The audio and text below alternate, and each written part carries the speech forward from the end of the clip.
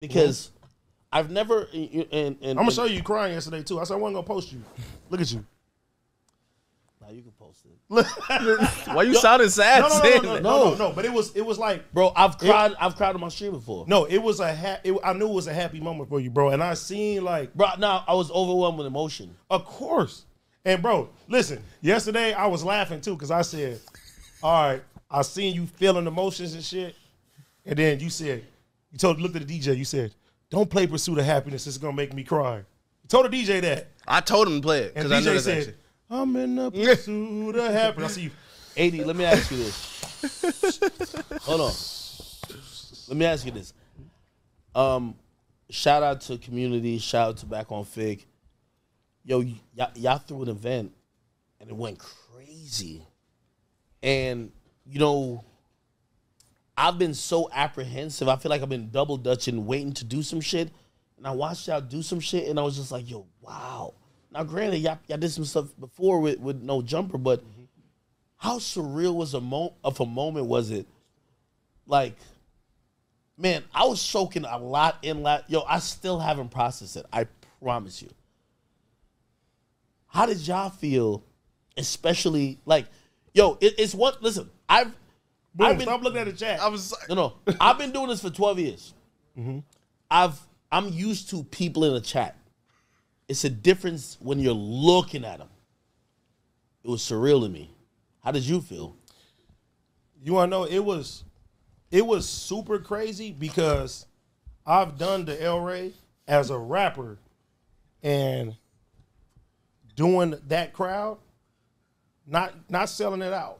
You know what I'm saying? So just doing the El Rey and, you know, people bringing me out at the El Rey as a rapper to get on stage as an entertainer or a podcaster or a streamer, whatever you want to call it, the amount of love and what we've seen, and especially too for T-Rail too, because, you know, T-Rail was a person that was once in the industry. He ain't fuck with the industry no more. You know what I'm saying? So for all of us as a collective, bro, to put our heads together and not only just do this show, but to sell that shit out, and then they give us another show and we sell that shit out as well too, bro. Just the amount of love, bro. That shit, it's a better feeling, bro, than anything, bro. Cause like our people that's watching us right now, they joke, they get on us, they hold us accountable for a lot of stuff, bro. But we wouldn't be where we at right now if it wasn't for them. Your first show, how nervous were you? And you know, it's kind of interesting because I feel like a veteran in the game, but I'm definitely new to the live space. Hell yeah. And y'all have done it before me. How, like, the very first one. So now y'all have, you know, well, actually, you did the very first one. You guys were still at No Jumper. But I've done probably 4 or 5 at this point. 6, something like that. You're, okay. How nervous were you? Because, you know, sometimes these numbers on the screen, I don't even know how many people in here. How many people in here? 7K. W7K. Oh, no. 7.4, 7.5. We gonna have to get to 10K. That's we gotta get to 10K tonight, man. But sometimes that number on the screen, you don't understand. It's like having even 1,000 people is like a blessing. But sometimes I look at a number and it'll say across all platforms there's 15,000 people watching, and I won't even, like, I'm not even physically thinking about 15,000, how many people that are. But in person it's different. What did you learn about that? You know, obviously you've performed as a rapper, but bro, it's all responsibility, bro. So even what I had to go through today to even be on this stream, bro, is like, I don't want to let our people down, because when you go to these live shows and these people, bro, they bring, you know, just like, shout out to Smack. Some lady, she bought Smack some blue flowers, and she had like, I want to say 20 blunts in the motherfucker, bro. Like, they bring pieces, bro, and the amount of times people come up to you and they tell you, bro, hey, look, because of you, I feel like life is worth, you know what I'm saying, living for it, bro. Yeah. And it may seem like we're here right now, we doing this shit, and it's like, oh, it's small, we got fuck how many people is in here. You know what I'm saying? People actually watch us to make their day better. So, you know, even when we miss it and shit like that, they feel like a piece of them is taken away. So a nigga take that shit real serious, bro. And just that first time I seen that meet and greet, bro, that line and people having us sign posters and shit like that, and it's all different walks of life, and you know, people letting us know how much we affect them and how much they rocking with us and shit like that, bro. There's no better feeling than that, bro. I don't give a fuck if it's 30,000 people in the live, bro. When people come up there and tell you that shit, my nigga, and they hug you and, you know, sign this and that, it's a different. And I seen that with you yesterday, bro. Like, bro, niggas tried to shut down the first venue that you had. And I seen everybody like, oh, nigga, Act ain't selling enough tickets. And I literally sent Claudia some shit, you know, motherfucker said, Act show is canceled. And I was like, damn, I'm about to come out there and shit like that. She like, no, the show is not canceled. We move it to another spot. So I know you had to go through a lot of obstacles, bro, to get to that point. So when you got in front of that stage yesterday, bro, and you see the people, bro, they screaming, yeah, we chat niggas. Ain't nobody bigger than the chat. And I know for you, that was the first time. Look, you about to cry again. Go ahead, let it out, loved one. Play Pursuit of Happiness. Hey, no, but I know that was the first time that you seen your team in person, Shut the bro. fuck up, nigga. Hey, I'm letting you rock right no, now. I know. I gotta get on you though. But Like, he's just seen it. yeah, but I know like that was the first time that you seen, bro. Damn near all your chat niggas in one building, bro.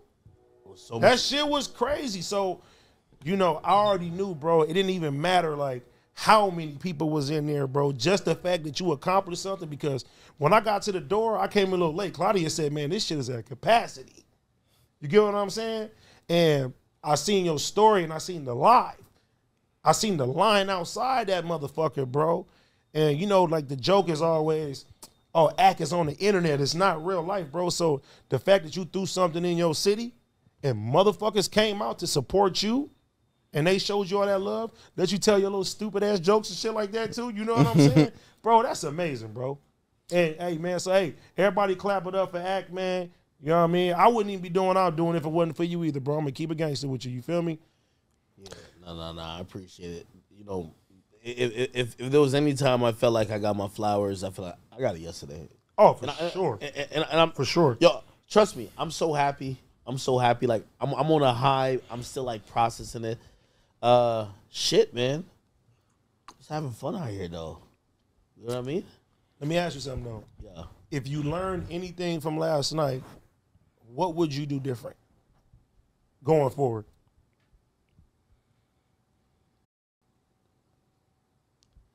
Be more prepared. It's like I want to. Let me tell you this, man. I'm one of the streamers and one of the people who have done content. I never like kind of poach people for donations. Like, shit, I remember I had a contract with Twitch and it was like, hey, you know, if you tell your people to subscribe, they'll probably subscribe. And I was like, I don't want to keep telling people to spend money. Like, we're having a good time. I love having people here. And, you know, I do content because I have a great time. And even last night, for me, I was just like, this is what I was thinking. And that's why my last speech before we got out of there, I was thinking about it. Even though nobody paid, right? Like, people paid for the venue before, but they're getting a refund. I don't know if they got it yet, but they're eventually going to get it. I said to myself, you know, our original tickets we sold for like $50 or something. I can't remember. 45. Or 45 for like regular. It was like 70 or whatever for like VIP.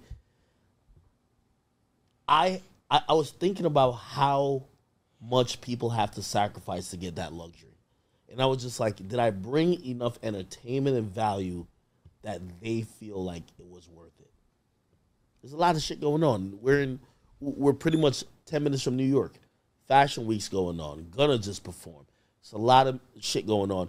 And I wanted to give people more for what they paid for. You paid $45, man. I want you to see some of your favorite artists. I want you to see some of your favorite influencers, your favorite comedians, and I just like to give more value. So that's the only thing I kind of learned. Be more prepared and just give people more value.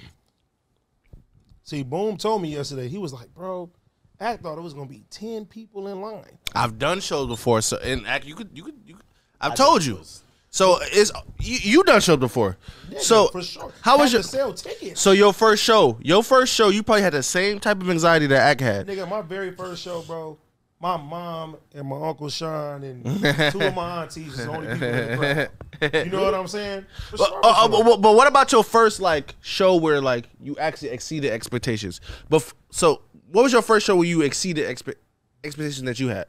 See, the thing is, bro, it's like by that time, because me and you was having a conversation, you know, yesterday. I was like, bro, like I was at my granny house till I was 25 years old, bro. We did. My family was telling me to go get a job. Yeah. You know, and I was just like, and that's how me and you connected with the anime when it came down to Naruto. Yeah. I was like, look, I believe in myself and shit like that. And it's crazy that I'm even being here because last week, Boom hit me up. He said, I completed Naruto. I understand you a lot more and shit like that. You know what I'm saying? So, even with me, bro, I feel like just through the anime, just talking to you yesterday, we did a couple hours and shit.